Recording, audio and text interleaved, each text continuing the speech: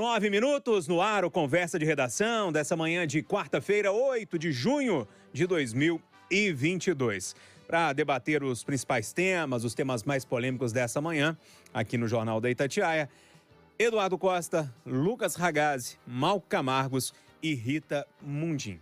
Pessoal, a gente começa com uma manchete que assusta, né? Uma pesquisa aponta que 33 milhões de pessoas passam fome diariamente no Brasil. 33 milhões de pessoas.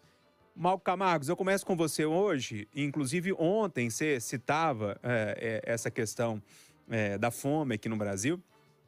E quando você vai olhar para os dados e dar uma esmiuçada na pesquisa, você vê que o número de brasileiros sem ter o que comer quase dobrou em 2 anos de pandemia. Bom dia para você.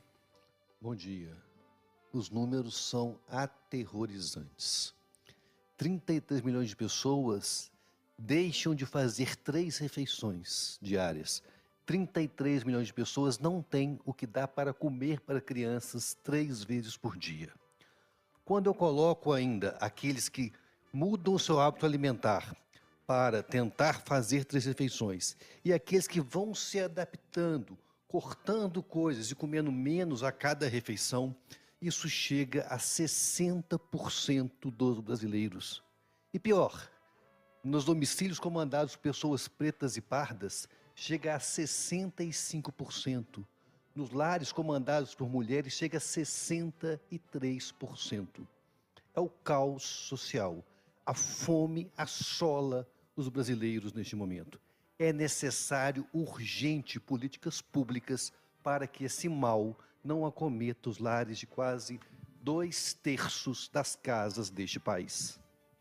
Ô, Eduardo, a gente olha para essa situação e eu concordo com o Malco, esses números aterrorizam mesmo. Acho que a gente que tem o que comer todos os dias não tem a mínima noção do que é acordar um dia e falar assim, o que eu vou tomar de café? Não tem. O que eu vou almoçar? Não tem. O que eu vou dar pro meu filho? Não tem. Isso dá um aperto no coração, não dá, Eduardo? Bom dia.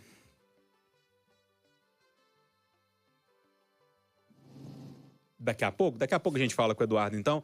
Ô, Lucas, como é que você viu essa pesquisa divulgada com esses números tão pesados assim? Bom dia para você. Bom dia, Júnior. Bom dia a todos aqui no Conversa. Bom dia aos ouvintes. São dados muito tristes, né, ô Júnior? É uma coisa... É mais uma tragédia brasileira que a gente tem que conviver, né? Além da violência, além da falta de habitação, uma questão... a volta com essa força da fome no Brasil, uma questão surreal, né? Ela nunca deixou de ser uma realidade brasileira, a fome, mas essa disparada dos números é uma coisa de assustar mesmo, muito triste. E além das 33 milhões de pessoas que estão passando por essa dificuldade, agravada pela pandemia, obviamente, né? Teve um acréscimo aí de 19 milhões de pessoas durante a pandemia, mas um outro dado relevante e assustador que esse estudo revelou, que mais da metade da população convive com algum tipo de insegurança alimentar, né? Ou seja, de passar a fome total ou de nem sempre ter o que comer durante a semana. 58,7% da população convive com algum tipo de insegurança alimentar. É lógico que é agravado pela pandemia, toda essa situação que atingiu o mercado, que atingiu o abastecimento, que atingiu a questão da produção de empregos, né? A gente teve uma disparada do poder de compra e uma disparada do número de criação de empregos, né? O desemprego também aumentou muito, mas é situação também que a gente vê como a influência internacional e nacional também das nossas crises, né? A gente não consegue ter um período de paz, assim, para a gente organizar o país, para a gente conseguir atrair investimentos, criar empregos, ter uma calma ali, um período institucional de paz, e isso aí afeta, isso tudo é explicado, é trilhado, né? As coisas que a gente comenta aqui no dia a dia geram esse tipo de dado, não é à toa. Parece política bobagem quando a gente vê um lado falando em caçar veículos de imprensa, em falar em regular imprensa, um outro começa a falar em guerra. Então, assim, isso tudo gera essa conturbação social que resulta nesses números aí. Não é à toa, é tudo um caminho ainda mais agravado pela pandemia. A gente refez o contato com o Eduardo Costa. Eduardo, bom dia mais uma vez para você. E eu estava levantando a bola para o seu comentário, falando no aperto que dá no coração quando você pensa num pai de família que não sabe o que vai dar para o filho de comer naquele dia que ele está acordando. Bom dia para todo mundo. Eu, há algum tempo, não chego mais a um velório onde uma mãe ou um pai vela o filho e digo meus sentimentos. Não, eu me corrigi porque não é honesto, porque eu não consigo expressar esse sentimento. E é a mesma coisa que em relação à fome. Quer dizer, os números citados pelos colegas já são, por si só, de arrepiar. Mas, veja, onde que a preocupação com a fome é maior? No Norte, 71%, no Nordeste, 68%. Vê como é que está escrito, é preto, é mulher que toma conta do lar, é Norte e Nordeste. Minas Gerais, nós sabemos, é um estado que tem 10% de tudo que o Brasil tem, de riqueza, pobreza, população, eleitorado. Então, não é loucura dizer que temos aí algo em torno de 3.300.000 mineiros passando fome. Quando você traz para Belo Horizonte, que representa mais ou menos 12% da população de Minas, a gente pensa em 400.000 pessoas passando dificuldades. Eduardo, números são números. Eu costumo dizer sempre, eu não duvido de pesquisa.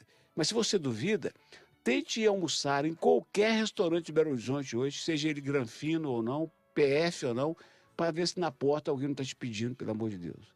Tente visitar um parente no hospital, quando você sai ou chega, alguém está pedindo. Em toda parte tem alguém pedindo alguma coisa. Mas se tudo isso não for suficiente para te convencer de que o momento é tão grave como raramente vivemos, pense na luta do Betinho lá nos anos 90, o Betinho na luta contra a fome. Os números de hoje são muito mais assustadores que o da época.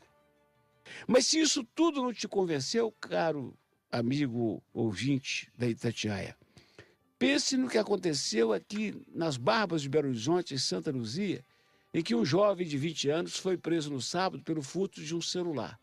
Aí vem a semana, o dia útil, vai para a audiência de custódia. A juíza, o promotor e a defensora pública. E chega à conclusão de que ele está livre. Você está liberado. Ele falou, posso pedir uma coisa? Não. Deixa eu sair depois da janta. Por quê? É porque se eu não jantar aqui, eu posso passar mal na rua. Este é o Brasil. E a gente achando bonito fazer eleição todo dia e gastar uma baba de dinheiro, senhor Júnior.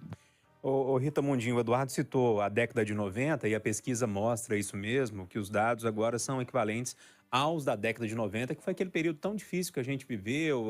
O Eduardo lembrou do Betinho, enfim. Bom dia para você. Bom dia, Júnior. Bom dia a todos. A gente tem vivido um século muito maluco. O século XXI, vamos fazer uma analogia aqui, tem apenas 22 anos. E em apenas 22 anos, o mundo já conviveu com 4 eventos sistêmicos enormes. O que é um evento sistêmico? É algo que acontece no mundo que muda o comportamento das pessoas e, consequentemente, o comportamento dos mercados.